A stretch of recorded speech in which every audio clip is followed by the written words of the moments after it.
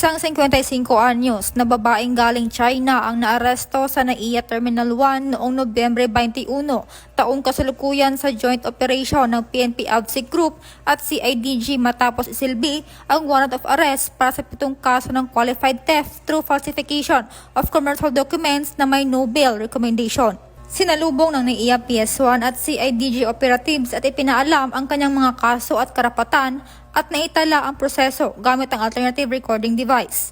Matapos maaresto, i-turn over siya sa CIDG Southern Metro Manila DFU para sa dokumentasyon at karagdagang legal na aksyon. Dahil ito ang bagong PNP para sa bagong Pilipinas, serbisyong mabilis, tapat at nararamdaman.